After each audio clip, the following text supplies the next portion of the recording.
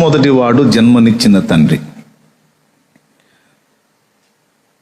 రెండవది ఆత్మీయ జన్మనిచ్చిన తండ్రి, మూడవది మనకు శారీరకంగా ఆత్మీయంగా కూడా జన్మనిచ్చిన ఈ తండ్రులకే తండ్రి, పరలోక తండ్రి. దేవునికి మహిమ. కాబట్టి తండ్రిని తన ముదిమి యందు నిర్లక్ష్యం చేయొద్దు. తల్లిని తండ్రిని నిర్లక్ష్యం చేయకూడదు. తల్లిదండ్రులను తప్పనిసరిగా సన్మానించాలి. తల్లిదండ్రులకు విధేయులమై మనం మసలుకోవాలి. మనకు జన్మనిచ్చిన తండ్రికి మన ద్వారా జరగవలసిన న్యాయాన్ని తప్పనిసరిగా మనం జరిగించాలి, ఆయన జీవించి ఉంటే. జన్మనిచ్చిన తండ్రి ఒకవేళ వెళ్ళిపోతే మనకు ఆత్మీయ జన్మను అనుగ్రహించినటువంటి ఆత్మీయ తండ్రి, నిజంగా లోక సంబంధమైన తండ్రి కంటే కూడా ఎక్కువ మమకారం ఆత్మీయ తండ్రికి ఉంటుంది. అనుబంధం కూడా ఆత్మీయ తండ్రితోనే ఎక్కువ అనుబంధం, శాశ్వత అనుబంధం. మూడవది పరలోక తండ్రి. పరలోక తండ్రిని చివరిని ఎందుకు పెట్టానంటే, అన్నిటికీ మూలం ఆధారం ఆయనే కాబట్టి, కేంద్రం ఆయనే కాబట్టి మరి నంబర్ 3లో ఆయన్ని పెట్టాను. ఇది ఏ వరుస క్రమంలో పెట్టానంటే, తల్లి, తండ్రి, గురువు, దైవం అన్నారు కదా మన పెద్దోళ్ళు. నాకు డౌట్, దైవాన్ని చివర పెట్టారేంది అని. తల్లి, తండ్రి, గురువు, దైవం అని దైవాన్ని చివర పెట్టారు. దేవుడు లేకుండా అసలు సృష్టి లేకపోతే దేవుణ్ణి చివర పెట్టారు ఏమిటి అంటే, మనం ఈ లోకంలోనికి నేర్చుకోవడానికి వచ్చాం. ప్రసంగి గ్రంథము 1:13 మనకు సాక్ష్యం ఇస్తుంది. ఈ లోకంలోకి మనం ఎందుకు వచ్చాము అంటే అభ్యాసం పొందడానికి వచ్చాము అంటాడు అక్కడ. పుట్టింది మొదలుకొని మన మరణ పర్యంతము మనం అభ్యాసం పొందడానికి వచ్చాం. మనకి 4 దశలు ఉన్నాయి. 4 దశలు. ఈ 4 దశల్లో మనకి 4 బోధకులు ఉన్నారు. 4 బోధకులు. మొట్టమొదటి బోధకురాలు తల్లి. అసలు పుట్టినప్పుడు మనకి ఏమీ తెలియదు, భాష తెలియదు, మాట తెలియదు, ఏమీ తెలియదు. ఏడవటం ఒక్కటే తెలుసు మనకి. ఆ ఏడుపుని మాటలుగా మార్చింది అమ్మ. అమ్మ అను, నాన్న అను, తాత అను, అత్త అను, మామ అను అని, ఇలా అను అలా అను అని మనకి మొదట అక్షర జ్ఞానం లేకపోతే మాటల జ్ఞానాన్ని నేర్పింది అమ్మే. మరి నానేమో జీవనోపాధికి వెళ్ళి పైసలు తేవాలి కాబట్టి నాన్న అందడు. నాన్న కూర్చొని అమ్మాను నాన్నాను అని ఎక్కడ నేర్పాడు మనకి? నాకైతే మరి మా అమ్మే నేర్పింది. మరి మీకెవరు నేర్పారు? కొంచెం చేతులు ఎత్తితే సంతోషపడతా. మీకు కూడా అమ్మే కదా. ఒకవేళ అమ్మ లేదనుకో, అమ్మ స్థానంలో మరొక ఆమె అత్త కావచ్చు. పోనీ అత్త కూడా లేదనుకో, అమ్మమ్మ కావచ్చు. అమ్మ స్థానంలో ఏదో ఒక స్త్రీ మనకి అక్షర జ్ఞానం లేకపోతే అక్షర జ్ఞానం అంటే మాటల జ్ఞానం నేర్పింది. చూడండి, మన జీవితకాలం మొత్తం కూడా నేర్చుకుంటూనే ఉంటాం. మనకి 4 బోధకులు అని చెప్పాను. మొట్టమొదటి బోధకురాలు అమ్మ. ఇదేం పెద్ద మర్మమేం కాదు, మీకు తెలుసు. పసిప్రాయంలో అమ్మ దగ్గర పాఠాలు నేర్చుకునేటువంటి ఈ మనిషి కాస్త ఊహ తెలియగానే ఇక అమ్మకు దూరమై నాన్నకు దగ్గర అవుతాడు. పొద్దస్తమానం ఇంట్లో అమ్మ దగ్గర ఉండి బోరు కొట్టి నాన్న బయటికి వెళ్తుంటే నిలబడి ఏడుస్తాడు.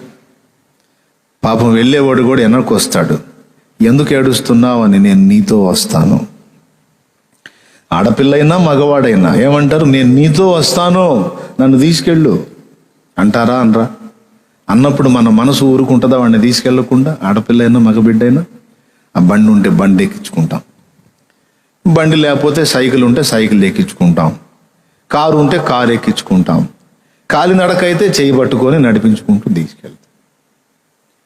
నువ్వు ఎందుకు నా రోడ్డు మీద దుమ్ము ధూళి గందరగోళం ఉంటుంది, వద్దురా అన్నా కూడా నేను వస్తానని వాడు మొండికేస్తాడు. సరే, మనం వాడిని తీసుకెళ్తే దారి పొడవునా కనపడ్డ ప్రతిదాని గురించి వాడికి చెప్పలేక సావాలి. నానా ఇదేందంటాడు, నానా అదేందంటాడు. అవునా? దేవునికి స్తోత్రం కలుగునుగాక. హల్లెలూయా. ఇక పొద్దస్తమానం వాడికి ఏదన్నా కనపడండి వాడు అడుగుతూనే ఉంటాడు, మనం చెబుతూనే ఉంటాం, విన్నదాన్ని బట్టి వాడు నేర్చుకుంటూనే ఉంటాడు. కాబట్టి కొంచెం ఊహ తెలియగానే అమ్మను వదిలిపెట్టి నాన్నకు దగ్గరై నాన్న ఎటు పోతే అటు పోతూ ప్రతిదీ అడిగి నాన్న దగ్గర తెలుసుకొని నాన్న దగ్గర కొంత నేర్చుకుంటాం. నేనైతే అంతే నేర్చుకున్నాను. మరి మీరు ఎట్లా నేర్చుకున్నారో ఏమో నాకైతే తెలియదు. మరి మీదంతేనా? మీరు మనుషులేగా? స్తోత్రం చెప్పండి గట్టిగా ఒకసారి. మొదట తల్లి బోధకురాలైతే తర్వాత తండ్రి బోధకుడు అవుతాడు. అట్లా చేయకూడదురా, ఇలా ఉండాలి, అట్లా ఉండకూడదు, ఆట ఆడామనుకో, తప్పు ఆడామనుకో, అట్లా కాదురా ఇలా ఆడాలి అని చెప్పింది ఎవరు మనకి? అవునా? సైకిల్ దొక్కుతున్నాం, చేత కాలేదు, ఆయన పట్టుకొని అట్లా కాదురా ఇట్లా దొక్కాలి అని అన్నీ మనకి. ఈ జీవన సంబంధమైన విషయాల్లో చాలా వరకు మనకు నాన్న నేర్పాడు. Praise the lord. తర్వాత 3 ఏళ్ల ప్రాయం వరకు, 4 ఏళ్ల ప్రాయం వరకు అమ్మ, తర్వాత అక్కడి నుంచి కాస్త ఊహ తెలుస్తూ ఉండగానే నాన్న. తర్వాత ఇక వీళ్ళిద్దరూ వీడిని భరించలేరు. ఎందుకంటే ఇక మైండ్ తింటా ఉంటాడు, అన్ని డౌట్లే. కారణం ఏంటంటే వాడికి తెలుసుకోవాలనే ఆకాంక్ష. కొద్ది గొప్ప మనం నేర్పాము, ఇక అచ్చంగా మనమే వీడి కోసం సమయం కేటాయించి నేర్పాలంటే కష్టం. కాబట్టి వీడిని స్కూల్లో చేరుద్దామని బడిలో చేరుస్తారు. 3వ దశలో వాడు బడిలో టీచర్ దగ్గర పాఠం మొదలు పెడతాడు. అక్కడ కూడా అడిగి నేర్చుకుంటుంటాడు. ఒకవేళ వీడు అడగకపోయినా పంతులు అడిగి చెబుతాడు అన్నమాట. వీడు వినకపోయినా చెబుతాడు ఆయన, అవసరమైతే కోటింగ్ ఇచ్చైనా చెబుతాడు. కాబట్టి 3వ బోధకుడు మనకి మాస్టర్ లేక టీచర్.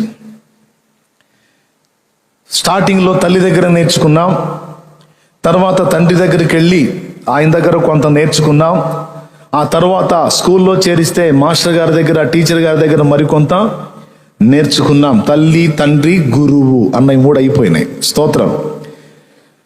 ఇక మా పంతుల దగ్గర నేర్చుకొని పెరిగి పెద్ద అయ్యాం. 25 ఏళ్ళు వచ్చేసింది.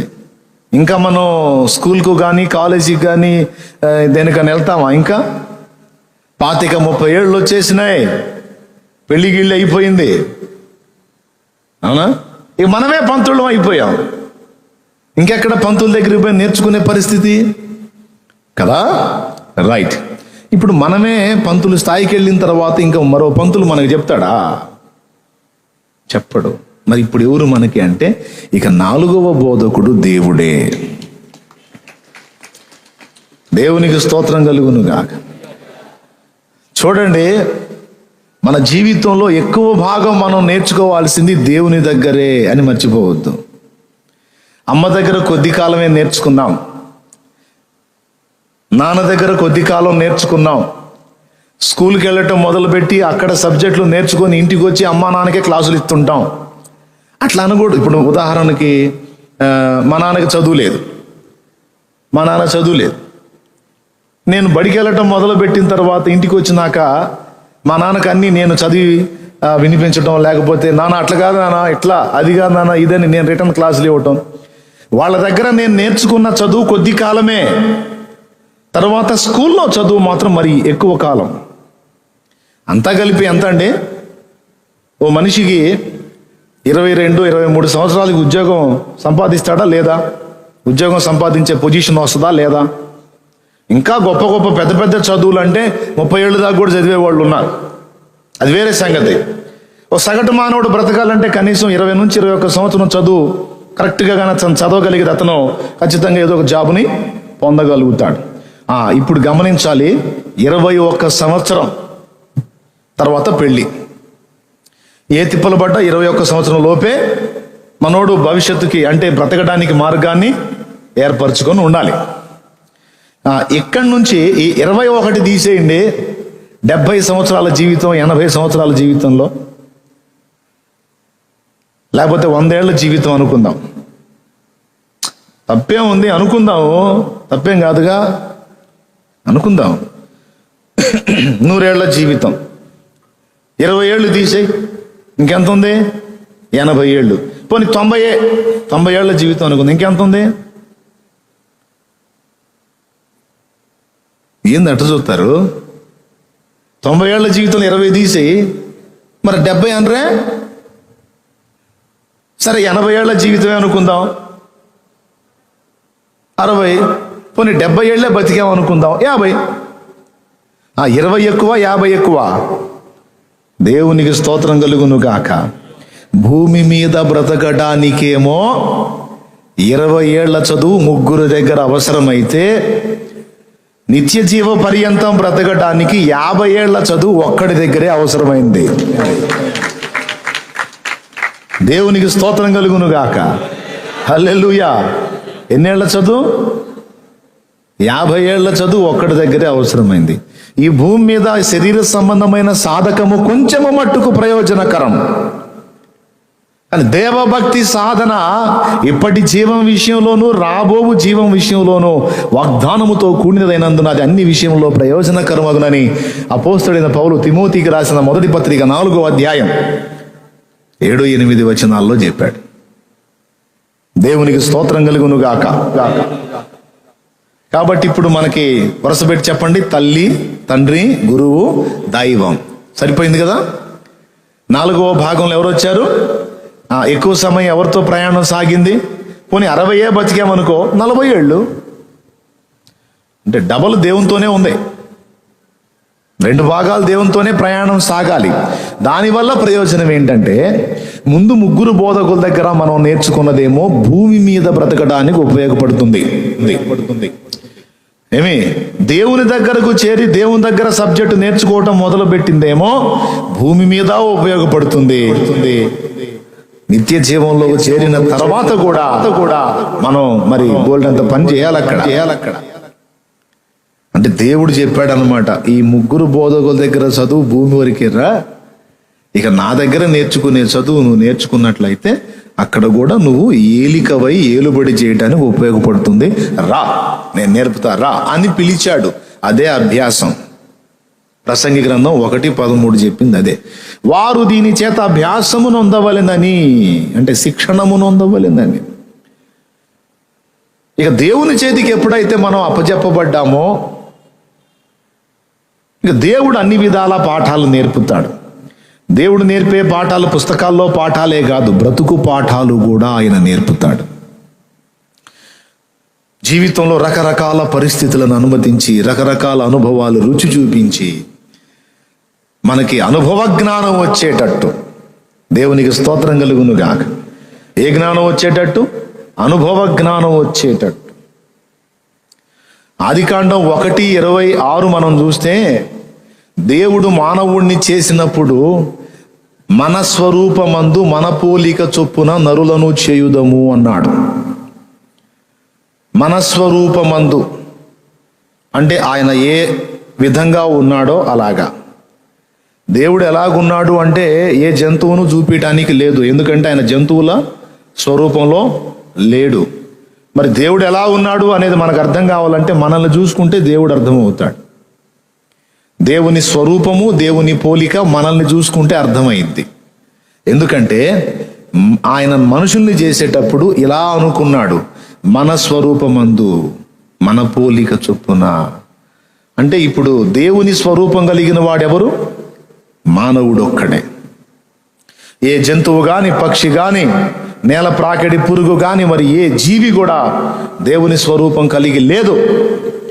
దైవ స్వరూపం పుణికిపుచ్చుకొని పుట్టినవాడు మానవుడు మాత్రమే. కాబట్టే సకల చరాచర జీవకోటి మీద ఇతడే ఏలికగా కలిగాడు. దేవునికి మహిమ కలుగునుగా. అడవికి రాజైన సింహం కూడా మానవుడి ముందు సాగిలపడాల్సిందే. సర్కస్ కంపెనీ వాళ్ళు సర్కస్ చూసారా మీరు? పులులు సింహాలు మొత్తాన్ని జస్ట్ చేతిలో ఒక చిన్న స్టిక్ పట్టుకొని మొత్తాన్ని బ్యాలెన్స్ చేస్తాడు. ఊరక నెట్లో అట్ట కొడితే వచ్చేస్తుంది సర్కస్. టైగర్ లయన్స్ యొక్క సర్కస్ను మనం కానీ చూడగలిగితే అసలు అర్థమైపోతుంది ఎంత భయంకరమైన మృగాలో.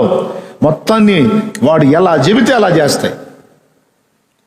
దేవుని వాక్యం నిరర్ధకం కానేరదు. వారు భూజంతువులను, ఆకాశ పక్షులను, సకల ప్రాణులను ఏలుదురు. అది దేవుని మాట. నిజమే, మానవుడు ఇప్పటికి కూడా దేన్నైనా సరే కట్టడి చేయగలిగే దమ్ము కలిగి ఉన్నాడు. ఏనుగునైనా సరే వంచగలుగుతాడు. మానవుడి పరిమాణంతో ఏనుగు పరిమాణం చూస్తే అమ్మో ఎంత పెద్దది, సరిగ్గా దాని కాలంత ఉండడు ఇడు మొత్తం కలిపి. అవునా? అలాంటి దాన్ని కూర్చోమంటే కూర్చుంటుంది, లే అంటే లెగుస్తుంది. ఏనుగు కావచ్చు, సింహం కావచ్చు, ఏ జంతువైనా కావచ్చు. డైనోసార్లు లేవు, లేకపోతే వాటి మీద కూడా ఎక్కి స్వారీ చేసేవాళ్ళు మనవాళ్ళు, మనుషులు. అంత జ్ఞానం దేవుడు మానవుడికి ఇచ్చాడు. ఎందుకు? మానవుడిని తన స్వరూపంలో చేశాడు. తన స్వరూపమందు తన పోలిక చొప్పున నరుని చేశాడు గాని తన స్వభావము అనలా. అది మనం గుర్తుపెట్టుకోవాలి. మన స్వరూపమందు మన పోలిక చొప్పున. అక్కడ ఏముంది వచనం? దేవుడు మన స్వరూపమందు మన పోలిక చొప్పున నరులను చేయుదు. మన స్వభావముతో చేయుదు మనల్ని. చూడండి అన్నాడా? మన స్వభావం అనే మాట వాడలా. మరి ఇదేంటి? స్వరూపం ఇచ్చావు, పోలిక ఇచ్చావు, పనిలో పని స్వభావం కూడా పెట్టేస్తే పోను కదా, స్వభావం కూడా ఇచ్చేస్తే పోను కదా. అంటే దేవ స్వభావము ఏదో ఒక మాటతో అంటే వచ్చేది కాదు. దేవ స్వభావము అనుభవంతో వచ్చేది. కాబట్టే ఇప్పుడు ఆ మూడవది కూడా ఇవ్వటానికే ఇంత కథ నడిపిస్తున్నాడు ఆయన. తెలుసా? ఇంత వ్యవస్థ ఏర్పరిచి ఇంత కథ, ఇన్ని రకాల పరిస్థితులు, ఇన్ని రకాల జీవిత అనుభవాలు ఎందుకు అనుకున్నావు? నేను అడిగా, దేవా స్వరూపం ఇచ్చావు, పోలిక ఇచ్చావు, తండ్రి కుమార పరిశుద్ధాత్మ నువ్వు త్రియేక దేవుడు ఎలాగున్నావో ప్రాణ ఆత్మ దేహములనే త్రిత్వ పోలిక మాకు ఇచ్చావు. నువ్వు ఎలాగున్నావో ఆకృతి ఇచ్చావు, ఆ స్వభావం కూడా ఇచ్చే పోదును కదా ప్రభువా. ఎందుకయ్యా అది ఇయ్యలేదు? ఈ దరిద్ర బుద్ధి, దరిద్రపు మైండ్, ఈ పనికి మాలిన మనసు ఎందుకు ప్రభువా అంటే తండ్రి చెప్పాడు. ఏం చెప్పాడు? ఆ పనిలోనే ఉన్నా బేటా అని. దేవునికి స్తోత్రం కలుగును గాక. ఇవి రెండేమో ఒక మాటతో వచ్చేసాయి. స్వరూపం ఒక మాటతో వస్తుంది, పోలిక ఒక మాటతో వస్తుంది, స్వభావం మాత్రం అనుభవంతోనే వస్తుంది. దానికే కొంచెం కాలం పడుతుంది. అందుకే ఇప్పుడు నిన్న ఆ అనుభవంలోనే ఉంచి దేవ స్వభావములో పాలివాడగునట్లు నిన్ను నిర్మిస్తున్నాను అన్నాడు. ఇప్పటికి కూడా నిర్మాణం జరుగుతుంది మనకి. మీరు కొంచెం సీనియర్స్ కాబట్టి మీకు సంగతి అర్థమైందని చెబుతున్నా. స్తోత్రం చెప్పండి. అర్థమైందా? పోలిక స్వరూపం వచ్చేసింది, అది స్వభావం రాలా. స్వభావం మానవ స్వభావం దుష్ట ప్రేరణ చేత దుష్ట స్వభావంగా మారిపోయింది. ఇప్పుడు అద్వితీయ కుమారుని యందు విశ్వాసం ఉంచుట ద్వారా దైవ కుమారత్వం అయితే పొందాం, కానీ మనలో ఇంకా మానవ స్వభావం, దుష్ట స్వభావం ఈ శరీరంలో పనిచేస్తుంటాయి. కాబట్టి ఇప్పుడు ఆయన ఈ లోకంలో మన జీవితాల్లో జరుగుతున్న రకరకాల పరిస్థితుల్ని వినియోగించుకొని ఆ మానవ స్వభావాన్ని, దుష్ట స్వభావాన్ని దొళ్ళగొట్టి దేవ స్వభావములో పాలివారమగునట్లు ఇప్పుడు చర్యలు జరిగిస్తున్నాడు. ఇది ఆయన మనకు నేర్పుతున్న అనుభవం లేక ట్రైనింగ్. ఆయన మనకు నేర్పుతున్న చదువు. దీన్నే పేతురు గారు తన పత్రికలో చెప్పాడు. ఒక్కసారి పేతురు రాసిన పత్రిక మీరు కానీ చూడగలిగితే అందులో స్పష్టపరిచేశాడు ఆయన. 2 పేతురు పత్రిక 1వ అధ్యాయము 4వ వచనం. ఆ మహిమ గుణాతిశయములను బట్టి ఆయన మనకు అమూల్యమును అత్యధికములైన వాగ్దానములను అనుగ్రహించి ఉన్నాడు. దురాశను అనుసరించటం వలన లోకమందున్న భ్రష్టత్వమును ఈ వాగ్దానముల మూలముగా మీరు తప్పించుకొని దేవ స్వభావమునందు పాలివారగినట్లు వాటిని అనుగ్రహించెను. దాన్ని రౌండ్ చేయాలి. దేవ స్వభావమునందు పాలివారగునట్లు. ఇప్పటికి దేవుని దయ వల్ల చాలా లక్షణాలు వచ్చేసినాయి దైవ స్వభావం. ఒకప్పుడు మన స్వభావం ఏందో మనకు తెలుసు. ఎంతమంది ఒప్పుకుంటారు ఈ మాట? ఎంతమంది ఒప్పుకుంటారు? ఒకప్పుడున్న స్వభావానికి ఇప్పటి స్వభావానికి ఈక్వల్ ఉందా, వేరియేషన్ ఉందా? చెప్పు బ్రదర్, ఈక్వలా, వేరియేషన్ ఉందా? ఎంత ఉంది? బాగానే తేడా వచ్చింది అన్నోడు చేతులు ఎత్తండి. దేవుని గుర్తెరగక ముందున్న స్వభావానికి దేవుని గుర్తెరిగిన ఇప్పటి స్వభావానికి వ్యత్యాసం వచ్చింది అన్నోళ్ళు చేతులు ఎత్తాలి.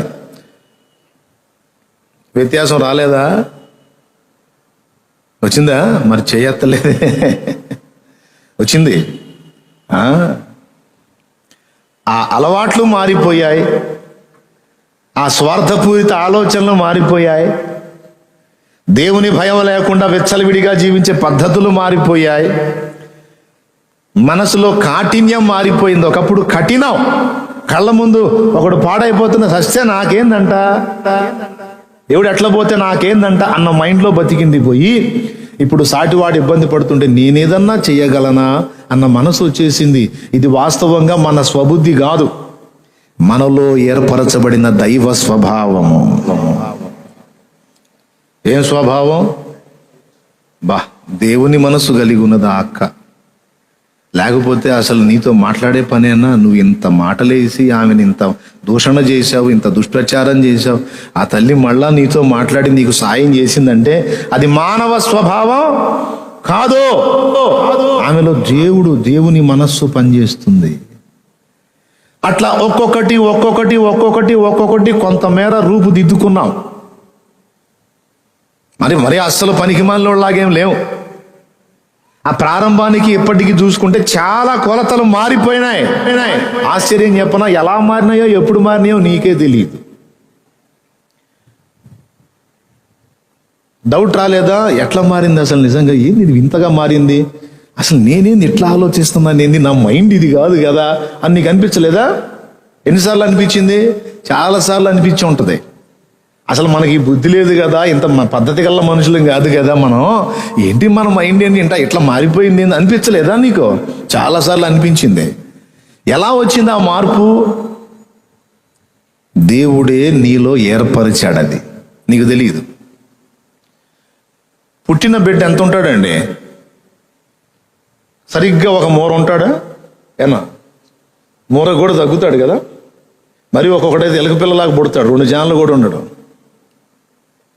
అవునా? మరి 7 నెలలకు పుట్టేవాడైతే ఇంకా తక్కువగా ఉంటాడు. కానీ వాడు చూస్తానే 5.5-6 అడుగుల మనిషి అవుతాడు. ఎప్పుడన్నా ఆడి చేతులు లాక్కోవటం చూసారా మీరు? పొడుగు రావటానికి ఆ కాళ్ళు ఏమన్నా లాక్కోవటం చూసారా మీరు?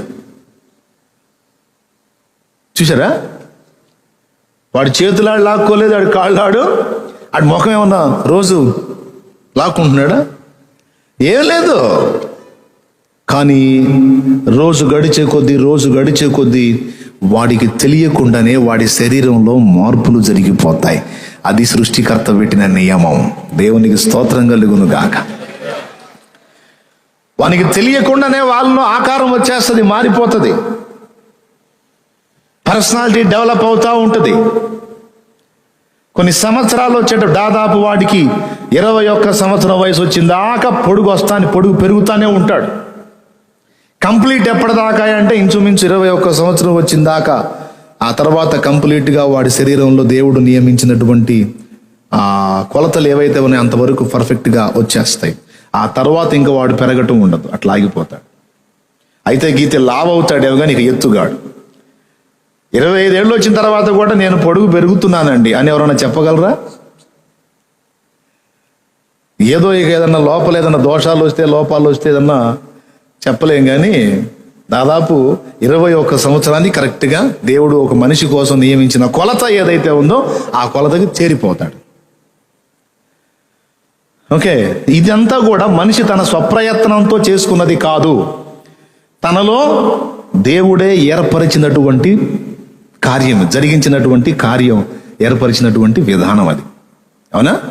ఓకే, శరీర సంబంధంగా మన ఎదుగుదల మనకు అర్థం కాకుండా ఎలాగైతే జరుగుతుందో ఆత్మ సంబంధమైన జీవితంలో కూడా మన ఎదుగుదల మనకు అర్థం కాకుండానే జరుగుతుంది. అయితే చిన్న బిడ్డకి మనకి చిన్న వ్యత్యాసం. ఎట్లా పెరుగుతున్నాడు వాడు అంటే, వాడు కొన్ని క్రియలు జరుగుతాయి వాడిలో. మొట్టమొదటిది, వాడు ఆహారం తీసుకుంటాడు తల్లి దగ్గర. తల్లి ఏం చేస్తుంది? ఫస్ట్ వానికి ఎప్పుడు పొట్ట వెలితి లేకుండా, పొట్ట వెలితి వస్తే ఆడు క్యారం అంటాడు. అది చాలా పద్ధతిగా, చాలా బాధ్యతగా చేసుకుంటాడు వాడు. పాపం ఆమె ఏ పనిలో ఉన్నా సరే పరిగెత్తుకుని వచ్చేటట్టు చేస్తాడు వీడు. మొత్తుకొని ఏడుస్తాడు, సచ్చినట్టు పరిగెత్తిద్ది. ఏంటంటే పొట్ట ఖాళీ అయిపోయింది. తనకు ఆకలి అయినప్పుడు ఆహారం కొరకు కేకలు వేసి తల్లిని పిలుచుకొని పాలు త్రాగి బలము పొందుతాడు. రెండవది, ఎప్పటికప్పుడు తల్లి ఏ రోజుకు ఆ రోజు పొద్దున సాయంత్రం 2 పూటలా వాడిని శుభ్రపరిచే ప్రక్రియ చేస్తారు.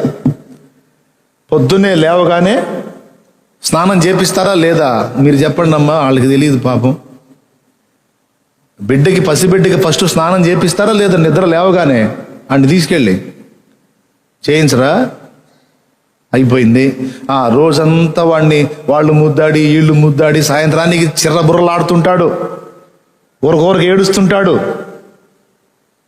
మళ్ళీ వాడిని సాయంత్రానికి మళ్ళా 6 గంటలకల్లా తీసుకెళ్ళి వాడిని మళ్ళా తోముడు కార్యక్రమం పెట్టి శుభ్రం చేసి వాడికి పౌడర్ రాసి అది ఇది చేసి అలా ఉయ్యాల్లో వెయ్యగానే హాయిగా నిద్రపోతాడు.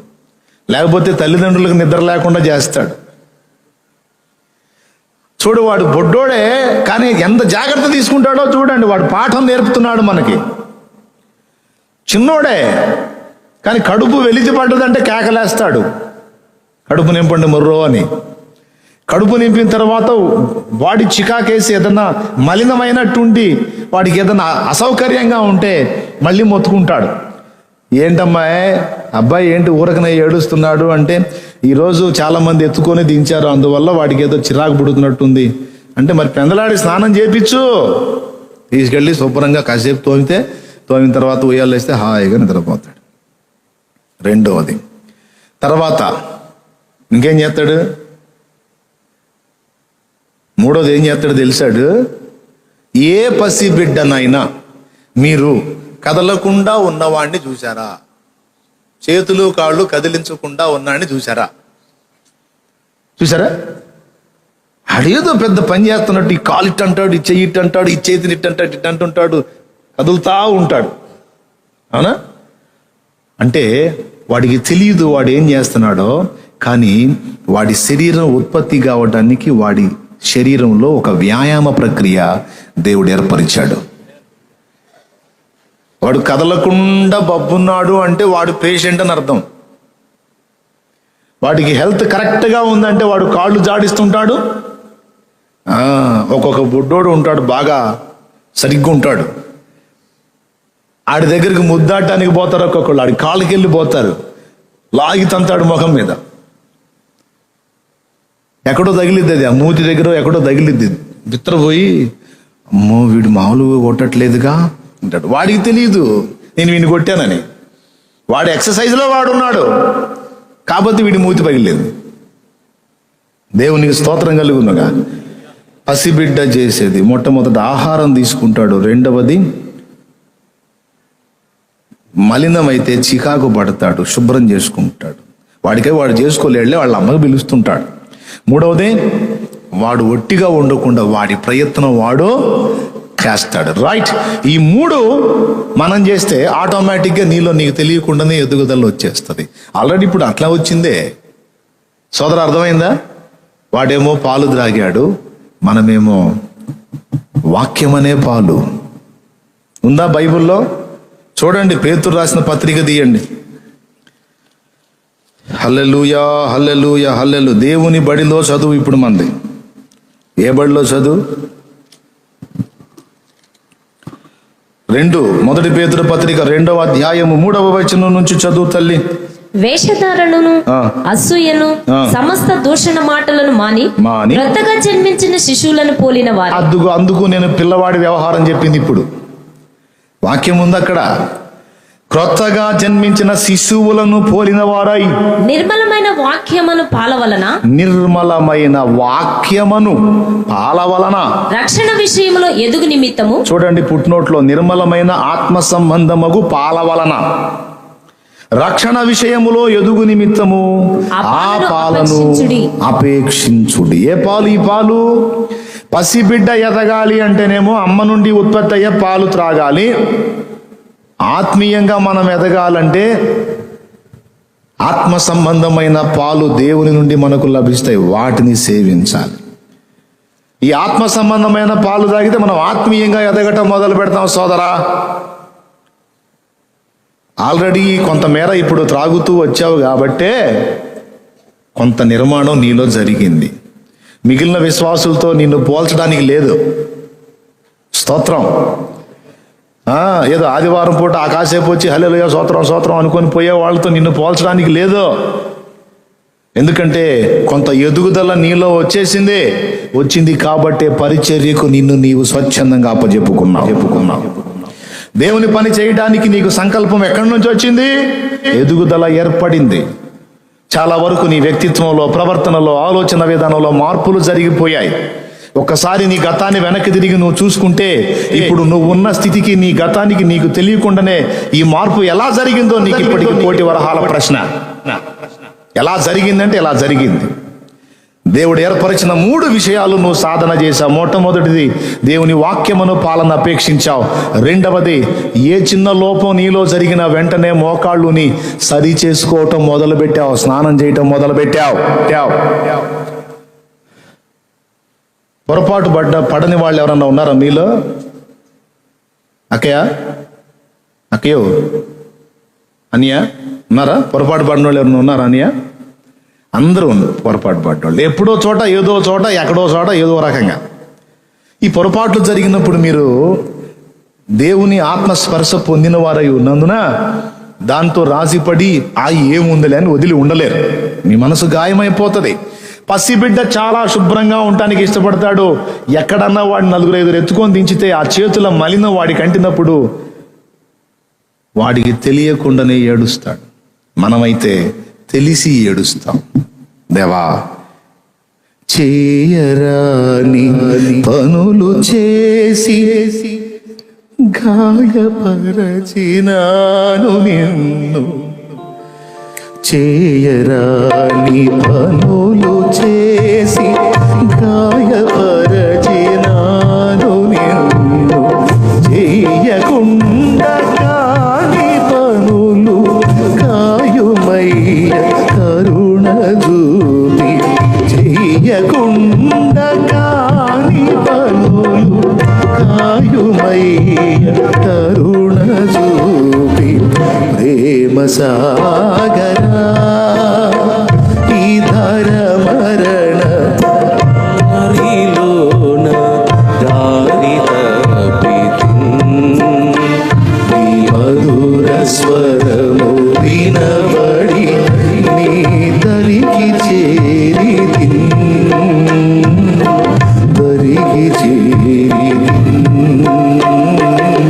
ప్రేమ సాగరా. దేవునికి స్తోత్రం కలుగును గాక. చెయ్యరాని పనులు చేసి గాయపరిచినాను నిన్ను అని మనం బాధపడలేదా? పశ్చాత్తాపడలేదా? ప్రభు పాదాలు పట్టుకుని ఏడవలేదా? అన్నా నేను ఎన్నో పర్యాయాలు అలాగా శుద్ధిపరచబడ్డానన్నా అన్నోళ్ళు చేతులు ఎత్తండి, కొంచెం సరిగా స్పందించండి. శుద్ధిపరచబడలేదా? అట్లా దేవుణ్ణి ఆశ్రయించలేదా? సోదరే, ఒప్పుకోలేదా దేవుని ముందు? అనుకున్నావా? కథం నిద్ర ఆతే హే. వింటున్నారా? ఒప్పుకున్నావు, శుద్ధి చేసుకున్నావు, పశ్చాత్తాపడ్డావు, ఎప్పటికప్పుడు ఆయన రక్తంలో కడగబడ్డావు. కాబట్టి స్నానం జరిగింది నీకు, ఫుడ్ దొరికింది నీకు. అంతేకాదు దేవుని కొరకు నిలబడటానికి నీ వంతు వ్యాయామం నువ్వు చేసావు. రోజు చెడ్డ స్నేహాలు వదిలే తమ్ముడా అన్న వాక్యంలో వదిలేశావు. పనికి మాలిన వ్యక్తులతో తిరగటం మానే నాయన. పలకరిస్తే పలుకు, వాళ్ళని శత్రువులుగా చూడొద్దు, కానీ వాళ్ళు చెప్పేటువంటి మాటలు విని వాళ్ళు చూపించే ప్రలోభాలకు లొంగి హేయమైన క్రియలు చేయొద్దు నాయన అని దేవుడిచ్చిన హెచ్చరిక గైకొని జాగ్రత్తలు తీసుకున్నావు. ఈ విధంగా నీ వంతు నువ్వు అతిక్రమాలు చేయకుండా, అలాంటి మనుషుల మధ్యలోకి వెళ్లకుండా జాగ్రత్తలు తీసుకున్నావు చూడు. ఇది నీ స్వీయ సాధన. నా మట్టుకు నేను కూడా జాగ్రత్త కలిగి ఉండాలి, అపవిత్రమైన వాటిని అసహించుకొని ప్రత్యేకమైన జీవితాన్ని కలిగి ఉండాలని నీకు చేతనైనంత మట్టుకు ప్రయత్నం చేశావు కాబట్టే మిగిలిన విశ్వాసుల కంటే కూడా ఒక మెట్టెక్కి పరిచారకుడు అన్న అంతస్తులోకి చేరగలిగావు నువ్వు. లేకపోతే సాధ్యం కాదు. తర్వాత మెట్టేమిటి? నమ్మకమైన పరిచారకుడు, మంచి పరిచారకుడు, తరువాత సేవకురాలగును. అది నెక్స్ట్ మెట్టు. కాబట్టి ఈ మాత్రం ఆకృతి నీలో ఏర్పడింది, ఇంత మాత్రం అభ్యాసం వచ్చింది అంటే ఇదంతా దేవుని బడిలో దేవుడు నేర్పిన చదువు. నీకు తెలియకుండానే దేవుడు నీలో రూపుదిద్దుతున్న కార్యం. తన పోలికను స్వరూపాన్ని ఇచ్చిన దేవుడు స్వభావాన్ని ఇవ్వటానికి ఎక్కువ టైం తీసుకున్నాడు. దేవునికి మహిమ చెల్లించో. స్వరూపము పోలిక ఇవ్వటం సింపులే, కానీ స్వభావాన్ని మనలో రూపుదిద్దటం చిన్న విషయం కాదు. దాన్ని మనలో ఏర్పరచడానికి దేవుడు అన్ని విధముల కార్యాలు జరిపిస్తూ నీ లైఫ్ మొత్తాన్ని తన వశంలోకి తీసుకుని ప్రతి అడుగు కూడా ఆయన అధీనంలో, ఆయన అనుమతిలో, ఆయన ఆలోచనలో నీ అడుగులు పడేటట్టు దేవుడు జోక్యం చేసుకుంటున్నాడు. ఏమిటి టోటల్ ఆయన ప్లాన్ ఏంటి అంటే నీలో ఆయన స్వభావాన్ని ఏర్పరచాలి. నువ్వు అన్నావుగా స్వరూపాన్ని పోలికనిచ్చి, మరి స్వభావం ఎందుకు ఇవ్వలేదంటే అది ఇచ్చే పనే ఇప్పుడు జరుగుతుంది అని దేవుడు చెప్తున్న పాఠం అదే. ఆ స్వభావం నీలో రూపుదిద్దటానికి ఒక పట్టాన జస్ట్ నువ్వు పాలు తాగితే ఏదో ఎప్పటికప్పుడు శుభ్రం చేసుకుంటే వ్యాయామం చేస్తేనే గాల. నిన్ను నలగగొట్టి మరీ తెచ్చాడు ఆ స్థితికి దేవుడు. ఆయన వాడుకున్నాడు. ఎలా నిన్ను శుద్ధిపరచాలో అలా శుద్ధిపరిచాడు. స్నానం చేయించేటప్పుడు పిల్లగాడు కానీ వాడి మురికి వెళ్ళగొట్టేటప్పుడు ఏడవకుండా నీళ్లు పోయించుకునేవాడు ఎవడన్నా ఉన్నాడా? చెప్పవయా? ఉంటే నాకు చెప్పండి. వాడి ఫోటో తీసుకొచ్చి ఇంట్లో పెట్టుకుంటా. శుద్ధీకరణ జరిగేటప్పుడు ఈ పిల్లలు ఎవరని చెబుతాడు ఏంది అని ఏమన్నా అనుకుంటున్నారా? చూపించా మీకు క్రొత్తగా జన్మించిన శిశువులని. స్తోత్రం. స్నానం చేయించేటప్పుడు ఏడవని బొడ్డోడు ఎవడన్నా ఉంటాడా? ఒరే నాయన, స్లాబ్ కూడా పగిలిపోయేంత కేకలేస్తాడు. ఏం జరుగుతుంది వాడికి? వాడిని ఏమన్నా గొంతు పిసుకుతున్నారా లేకపోతే ఏం చేస్తున్నాడండి? వాడికి తెలియదు. ఎందుకు ఏడుస్తాడో తెలుసా? వాడు కాపాడుకోవడానికి ఏడుస్తాడు. ఆడపిల్ల అయితే ఆమె కాపాడుకోవడానికి కుయ్యో కుర్రో మర్రో క్యార్ అని గొడవ. మా ఇంట్లో కూడా పుడుతుంది. స్నానానికి తీసుకెళ్తే చాలు, ఇక గదుల్లో ఎవడు ఉండొచ్చు కాదు. దేవునికి స్తోత్రం కలుగును గాక. హల్లెలూయా. మొత్తం రేకులు పగిలిపెట్టేట్టు కేకలేస్తుంటుంది. ఏమిటంటే తన్ను తాను కాపాడుకోవటానికి ట్రై చేస్తుంది. శుభ్రం చేస్తుంటే ఆ శుభ్రం అనుకోవట్లే. అమ్మో ఏదో మొత్తానికి నా ప్రాణం తీయటానికి ఏదో పన్నాగం పన్నారు, నన్ను ఏదో చేసేటట్టున్నారు అమ్మో బాబోయ్ అని దాన్ని అది కాపాడుకోవటానికి ఆ బుడ్డది మొత్తుకుంటుంది. మనం మొత్తుకునే మొత్తుకోలు కూడా అదే. దేవుడు మనల్ని శుభ్రపరిచి మనలో మురికి మాలిన్యం తొలగించి మనల్ని క్లీన్ చేయటానికి దేవుడు పూనుకొని మనకు అప్పుడప్పుడు స్నానం కార్యక్రమం దేవుడే పెడుతుంటాడు. ఒక్కొక్కరికి ఒక్కొక్క టైపులో స్నానం చేపిస్తుంటాడు. ఆ స్నానం చేపించేటప్పుడు పసిబిడ్డ ఏడుపు ఎలాగో దేవుడు మనకు శుద్ధీకరణ జరిగించేటప్పుడు అనుమతించే కొద్దిపాటి శ్రమల్ని ఎదుర్కొంటున్న మన ఏడుపు కూడా అలాంటిదే. ఏమన్నా అర్థమవుతుందా నా బాధ? దేవునికి స్తోత్రం కలుగును గాక. ఇంతకీ బిడ్డను చంపడానికి శుద్ధీకరణ జరుగుతుందా, బతికించడానికి శుద్ధీకరణ జరుగుతుందా? మీరు చెప్పండి. రైట్, నీ లైఫ్లో కూడా నిన్ను పాడు చేయటానికో నాశనం చేయటానికో రావటల్లా, నిన్ను శుద్ధీకరించడానికి, నీలో యేసు పోలిక ఏర్పరచడానికి జరుగుతున్నవే నీ జీవితంలో జరిగే సంభవాలు, సంఘటనలు. ఏమో వింటున్నావా? అర్థమవుతుందా? అర్థమైతే ఏడవటం ఉండదు. స్తోత్రం. హాయిగా చేయించు ప్రభువా, శుద్ధి చేయి ప్రభువా అని అడిగి మరి పొందుతాం. ప్రియులారా, ఒక తండ్రి, ఒక బోధకుడు, ఒక మాస్టారు మనకి దేవుడే. ఎక్కువ చదువు అంతా అక్కడే ఉంది. ఎందుకంటే మనలో ఆయన స్వభావాన్ని రూపుదిద్దటానికి. మరి తండ్రి బిడ్డ నా అంతటి వాడు కావాలని కోరుకుంటాడు కదా, తప్పేం కాదు కదా. మరి ఆ కొడుకు తనంతటి వాడు కావాలంటే సాధన అవసరం. అది ఒట్టిగా వచ్చేది కాదు, అనుభవంతో వచ్చేది. ఆ అనుభవం కోసమే అనేక సంవత్సరాలు టైం తీసుకుంటున్నాడు. కొంతమంది మొద్దు పిల్లలు ఉంటారు. మొద్దు పిల్లలు ఒక పట్టాను లొంగరు. వాళ్ళకి ఇంకా కొంచెం ఎక్కువ టైం పట్టిద్ది, ఇంకొంచెం ఎక్కువ నలుగుడు కూడా అవసరమైంది. తెలుసా మీకు? మొద్దు పిల్లలు అంటే కొంచెం ఎదిగిన తర్వాత, ఈ చంటి పాపే బాలుడు బాలిక అయిన తర్వాత అమ్మ చెప్పు, పోయి స్నానం చేయపో అంటది. పొద్దున పోసుకున్నాగా అంటాడు.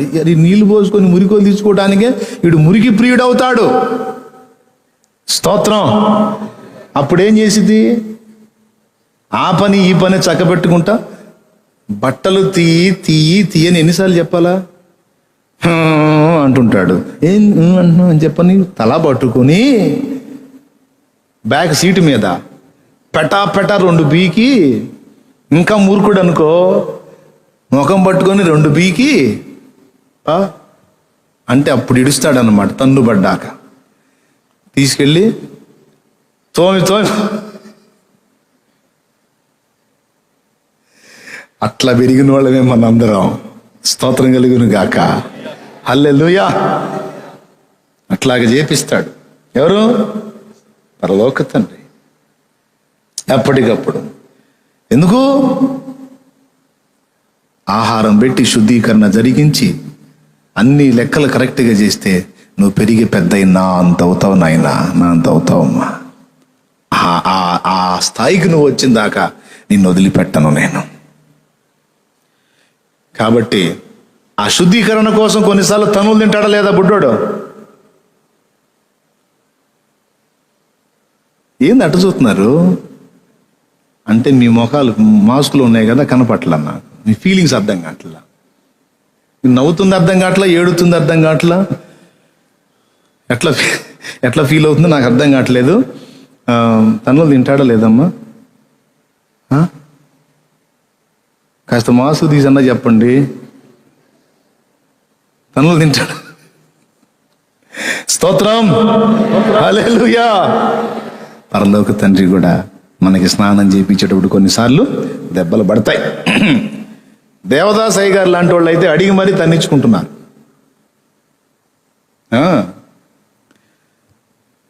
కొద్ది నరుడను నన్ను నీ యొద్ద చేర్చుము నాయన, నీ యొద్ద చేర్చి బుద్ధి చెప్పుము మొద్దునైతిని నాయనా. ఏంది ఇంకా తీలేదా? నన్ను దిద్దుము చిన్న ప్రాయం పాట బాబు. కొద్ది నరుడను నన్ను నీ యొద్ద చేర్చుము నాయనా, కొద్ది నరుడను నన్ను నీ యొద్ద చేర్చుము నాయనా, నీ యొద్ద చేర్చి బుద్ధి చెప్పుము మొద్దునైతిని నాయనా, నన్ను దిద్దుము చిన్న ప్రాయము సన్నుతుండగు నాయనా. ఎంత బాగా అడుగుతున్నాడో చూడండి. అయ్యా కొద్ది నరుడను అంటే చిన్నోడిని, నన్ను నీ యొద్ద చేర్చు, నీ యొద్ద చేర్చి ఒట్టి వదిలేకు, బుద్ధి చెప్పు. ఎందుకు బుద్ధి చెప్పు? మొద్దున్నయ్యా, తెలివి లేదయ్యా, కొన్నిసార్లు మూర్ఖంగా వెళ్తానయ్యా. మీరు కూడా అనొచ్చు, కొద్ది దానను నన్ను నీ యొద్ద చేర్చుము నాయన, నీ యొద్ద చేర్చి బుద్ధి చెప్పుము మొద్దునైతిని నాయన అని చెప్పొచ్చు. ఈ పాట అంతా కూడా తాను చిన్న బిడ్డగా వర్ణించుకుంటూ పాడుకుంటాడు. దూరమునకు బోయి నీదరి చేరనైతిని నాయనా, దూరమునకు బోయి నీదరి చేరనైతిని నాయనా, నేను కారు మూర్ఖపు పిల్లనై కారడవి తిరిగితి నాయనా, నన్ను దిద్దుము చిన్న ప్రాయము సన్నుతుండగు నాయనా. దేవునికి మహిమ కలుగును గాక. హల్లెలూయా. ఏం చెప్తున్నాడు?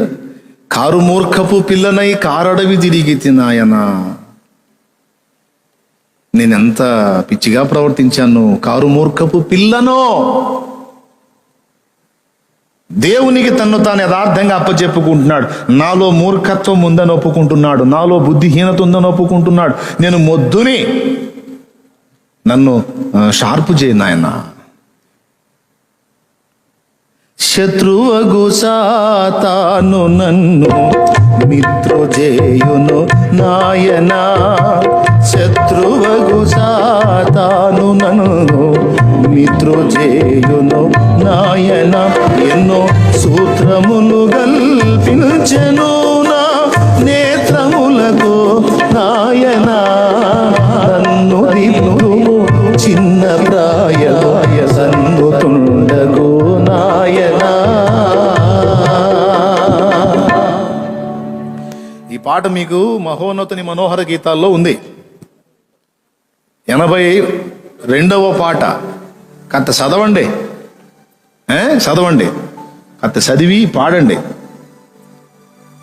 దేవుని ముందుకు వెళ్ళినప్పుడు అట్లా పోవాలి. ప్రభువా హల్లెలూయా స్తోత్రం స్తోత్రం హల్లెలూయా అనుకుంటా కాదు, వేడి శనగ బఠానీ అనుకుంటా.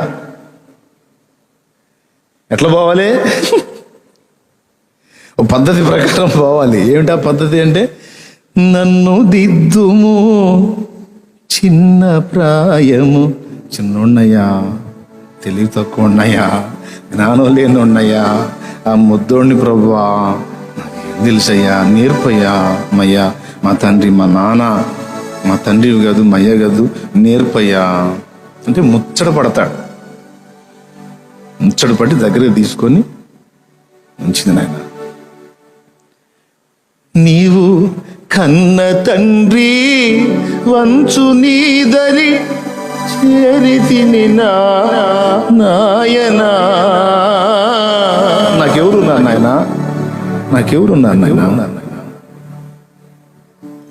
పాపం పసికందుగా ఉన్నప్పుడే ఆ పెద్ద ఆయనకి తల్లిదండ్రి ఇద్దరు పోయారు. ఇంచుమించు 6 ఏళ్ల ప్రాయంలో మిషనరీల దగ్గర తీసుకొచ్చి ఆయన నిలబెట్టి, ఈ బాబుని ఇక్కడ ఉంచండి అయ్యగారు, ఇక్కడ పెంచండి అయ్యగారు అంటే, ఇంత చిన్న పిల్లలకి వల్ల పడదు, ఈ చిన్నవానికి మిషన్ నియమాలు తెలియదు కదా, ప్రార్థన తెలియదు కదా, ఎట్లా ఇక్కడ ఈ బిడ్డ అంటే, మీరు పరీక్షించి చూడండి అయ్యగారు అంటాడు. ఒక మిషన్ దానిలో ఉంచడానికి తల్లిదండ్రి ఇద్దరు లేరు పాపం ఆయనకి, దేవదాసయ్య గారు. ఆ మిషనరీలు అందరూ కూడా నిలబడి కూర్చొని ఒక బల్ల మీద ఈ పెద్ద ఆయన్ని నిలబెట్టి, అబ్బాయి ప్రార్థన చేయి అంటారు. ఒక్కటే ఒక మాట ప్రార్థన అద్భుతంగా చేస్తాడు.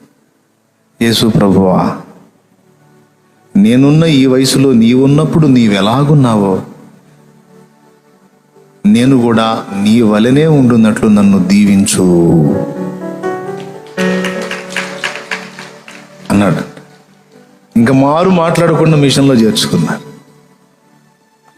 ఎందుకన్నాడు అంటాడు. మరి ఎంత మంచి మనసు, దేవుని ముందుకెళ్ళి ఎంత యథార్థంగా ఒప్పుకున్నాడు.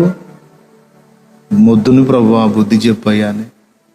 మనందరం కూడా అలాగున్న దేవుని పాదాల చెంతకెళ్ళి, నేర్పించవయ్యా, అభ్యాసం చేయించవయ్యా, అవసరమైతే నన్ను కొట్టి నన్ను తిట్టి, నీకు సర్వ హక్కులు ఉన్నాయి నాన్న, నువ్వు నా తండ్రివి, నన్ను కొట్టినా దగ్గరగా తీసుకున్నా ఆదరించినా, నాకు బుద్ధి చెప్పినా లేకపోతే నన్ను ఓదార్చినా నువ్వే నాన్న, నాకెవరున్నారు నాయన.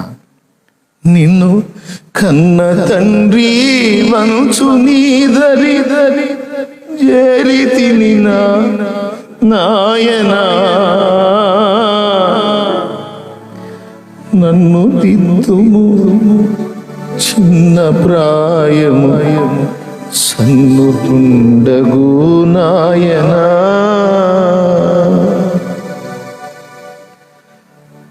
చిన్నప్పుడు నాకు తండ్రి, మన తండ్రి, ఆయన స్వభావాన్ని మనలో ఏర్పరచడానికి ఆయన ఇప్పుడు మనకు గురువు అయ్యాడు, ప్రయాసపడుతున్నాడు. అందులో భాగంగా ఆ స్వభావం నీలోకి వచ్చేదానికి భాగంగానే ఆయన శ్రమల్ని వాడుతున్నాడు.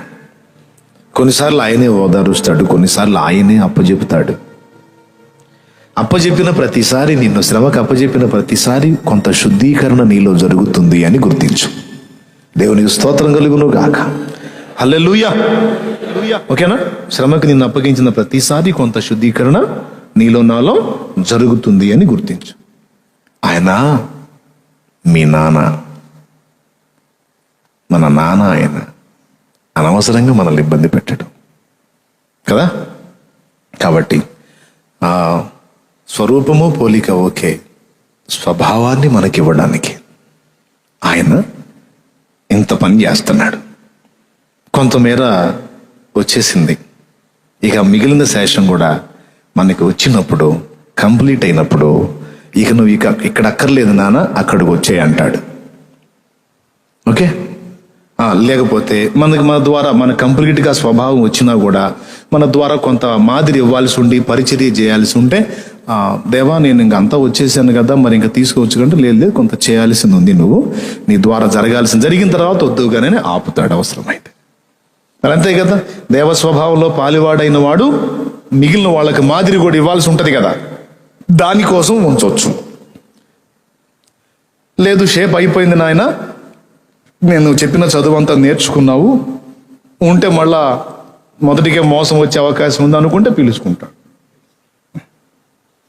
ఏం కాదు, ఇక నువ్వు ఉన్నా ఇబ్బంది ఏం లేదనుకుంటే ఉంచుతాడు. టోటల్గా ఎంతవరకు బాబు చదువు అంటే ఆయన స్వభావం మనము అందరము కూడా పుణికి పుచ్చుకునేంత వరకు. కాబట్టి ఆ మంచి తండ్రిని మనం మిస్ కాకూడదు. ఓకే. మొదటి తండ్రి ఎవరు? జన్మనిచ్చిన తండ్రి. రెండో తండ్రి ఎవరు? ఆత్మీయ తండ్రి. మూడో తండ్రి ఎవరు? ఈ ఇద్దరు తండ్రుల్ని మనకిచ్చిన వాడు, అసలు మన జన్మకు అసలు కారకుడు, పరలోక తండ్రి. కాబట్టి ఈ ఇద్దరికి రెస్పెక్ట్ చేయాల్సిందే.